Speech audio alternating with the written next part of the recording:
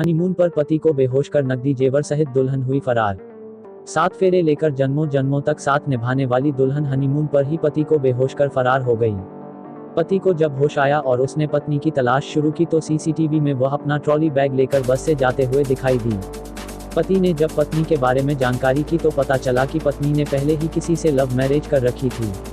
पति बेचारा अब न्याय पाने के लिए दर दर की ठोकरें खा रहा है। हारकर उसने कोर्ट की शरण ली है ताकि उसको न्याय मिल सके। अलीगढ़ के सिविल लाइन थाना क्षेत्र के गुरुद्वारा रोड पर रहने वाले युवक सत्यम की शादी नवंबर माह में आगरा कैंट की रहने वाली दीपासी के साथ बड़ी धूमधाम से हुई थी। सत्यम के अनुसार वह और उसकी पत्नी दीपासी हनीमून मनाने के लिए उत्तराखंड चले गए। जब वह घूमकर ऋषिकेश पहुंचे तो वहां बस स्टैंड के नजदीक पारस प्लाजा होटल में एक कमरा लिया। पत्नी दीपासी ने उसको चाय पिलाई और चाय में ही कुछ नशे की चीज दे दी, जिसको पीने के बाद वह बेहोश हो गया। उसके कुछ देर बाद ही पत्नी दीपासी सारा सामान और पैसा ट्रॉली बैग में लेकर होटल से रवाना हो गई और बस में बैठकर चली गई। रात को 2 बजे जब सत्यम को होश आया तो उसने होटल वालों से जानकारी की तो उन्होंने बताया कि उसकी पत्नी तो 7 बजे। भाई जी, ये बताइए क्या घटना घटी है आपके साथ में? आपकी शादी कब हुई, किससे हुई, कहाँ से हुई, ये सारी पूरी बात बताइए।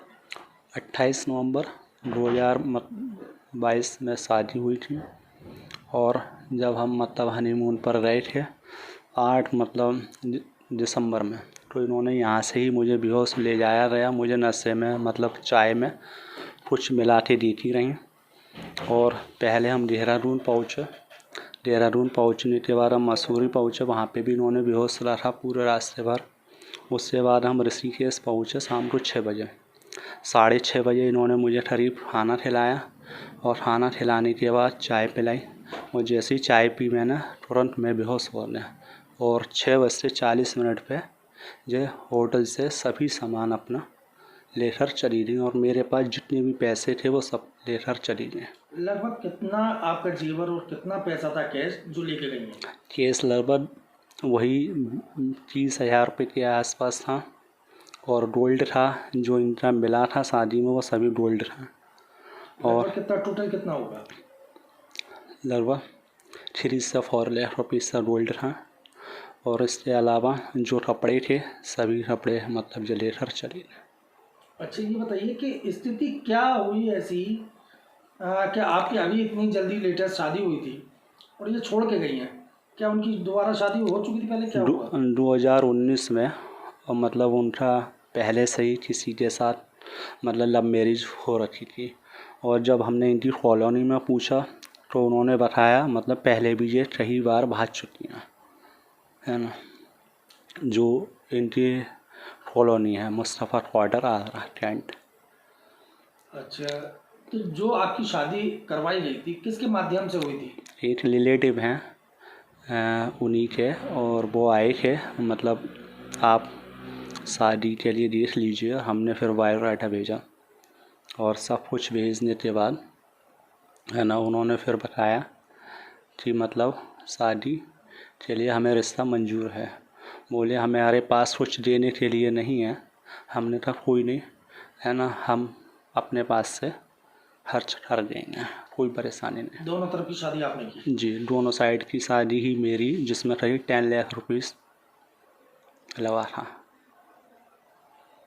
जी, तो अब क्या स्थिति है? आपने मुकदमा ऋषिकेश में दर्ज कराया? मैंने ऋषिकेश में भी दे रखा है, देहरादून भी दे रखा है और अलीगढ़ भी एसएसपी ऑफिस में भेजा था, जिस पर कोई भी सुनवाई नहीं हुई। नहीं, फिर आपने कोर्ट का सहारा लिया? क्या किया कोर्ट? फिर कोर्ट का सहारा लिया। जब मुझे धमकी दी जा रही थी, है ना, फिर मैंने कोर्ट का सहारा लिया। और किस तरह की धमकी आपको दी जाती है? मारपीट और दहेज झूठे आरोप, दहेज एक्ट में झूठा फंसाना। तो आपके ऊपर केस किया है? जी, आज नोटिस आया है मेरे पास और उसमें बोला गया है आपने 4 व्हीलर की डिमांड की है उनके परिवार ने, इसकी वजह से हमारी बेटी। और जब हमने इनसे बोला ये ऐसे ऐसे चली रही हैं, तो इन्होंने बताया जिसके हमने नंबर भी दिया था जो हमें पुलिस ने दिया था, उन्होंने बताया ये तो बहुत बड़ा बदमाश है, हम इसका कुछ नहीं कर सकते, आप भी कोई कार्रवाई नहीं करो और हम भी कोई कार्रवाई नहीं करेंगे। पुलिस का ये कहना है? पुलिस था नहीं, इनके परिवार था। अच्छा, परिवार का, है ना। कुछ नाम वगैरह बताया था इसके पुराने पति का? अंशु यादव इनकी मम्मी जी का नाम था, और पुलिस ने मतलब CDR रिपोर्ट से नाम अंशु यादव बोला है। अब आप क्या करेंगे अगर आपको न्याय नहीं मिलता है तो? कोर्ट में है मामला। कोर्ट पे भरोसा है? जी। क्या कहना चाहेंगे आपकी बेटी की जो शादी हुई है उसके बारे में क्या कहना चाहेंगे? हमारा कहने का मतलब ये है कि जब उस लड़की को कहीं और शादी करनी थी या किसी के साथ रहना था तो वो पहले भी कह सकती थी, घर से दबाव डाल सकती थी, नहीं डाला हमसे कह देती, हम उसमें उसकी हेल्प करते।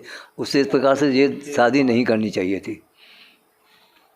अब वो आपका इतना पैसा ले गई, अब जो ले गई है वो तो ले गई है, उसमें नफा नुकसान तो ज़िंदगी में चलते ही रहते हैं, अब मरा तो जाएगा नहीं। अच्छा जो कोर्ट केस किया है उन्होंने, हाँ हाँ क्या सही किया है वो? सही किया है। अब कानून तो मिलना चाहिए जब हमें। नहीं आपने किया है, उन्होंने जो दहेज का केस किया है वो तो गलत है, बिल्कुल सरासर गलत है। उसमें तो कोई भी कहीं कोई सत्यता है ही नहीं। कितने दिन रही वो आपके यहाँ? मेरे यहाँ 28 तारीख से और 8 तारीख को गई है यहाँ से। एक दिन जिसमें उसके अपने मैके रही है वो 5 तारीख को। तो क्या गुहार लगाना चाहेंगे आप प्रशासन से, कोर्ट से? बाहर तो लगाएंगे ही लगाएंगे, क्या बिल्कुल कहना चाहेंगे? इंसाफ चाहिए हमें। जो भी झूठे आरोप लगे हैं वो वापस।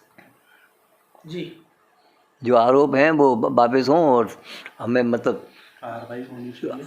हम आगे की ज़िंदगी जीने के लायक हो जाएं, जिससे कि मतलब ये धब्बा हमारे ऊपर से हटे।